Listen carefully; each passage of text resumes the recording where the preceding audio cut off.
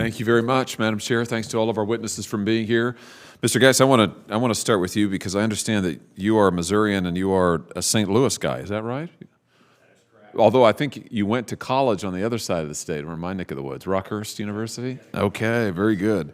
Now, were you born and raised in St. Louis? I was not. Okay. He's helping me all the time.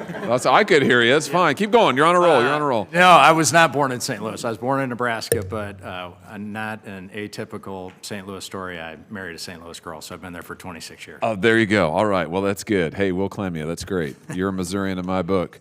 Yeah, right? Let me ask you, in your testimony, your written testimony, you included the helpful chart explaining how the SBIC program helps spur investment in small business. And I wonder if you could just give us an overview. Tell us about the SBIC program, what it is, and why it matters so much to Missouri. Just give us your perspective on that.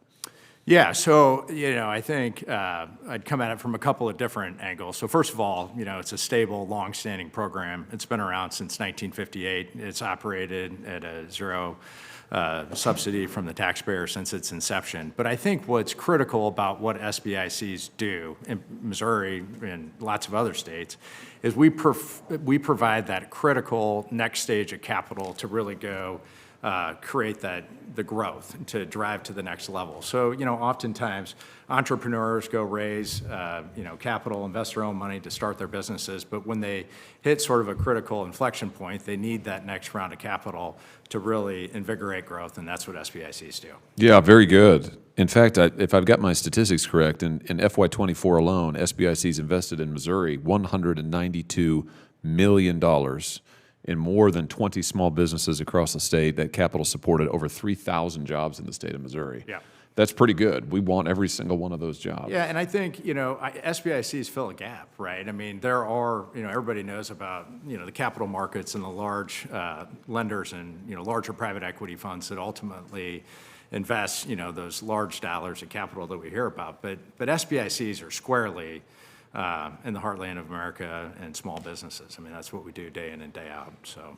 Very good. Let me ask you to talk about the role that small businesses can play in the manufacturing sector and how SBIC can be used to help spur industrial growth. I mean, can you talk about that? Because this is a big need, and the backdrop here that I probably don't have to explain to anybody on the panel or anybody watching this hearing is that, in America as a whole, we have lost 4 million jobs, particularly in the industrial sector, to China since 2001. In Missouri, it's close to 60,000 jobs. We need more industry. We need more manufacturing of all kinds. Yep. Tell us about the SBIC component here for that. Yeah, I mean, it's a big focus of what we do. I mean, if I look at the Eagle funds, 25 to 35% of our investments are in manufacturing companies. And the stories that we could share within our portfolio are not too dissimilar from my other panelists here, but, we provide the capital to help build the new plant, to really spur and change growth. So that is what the SBIC program does.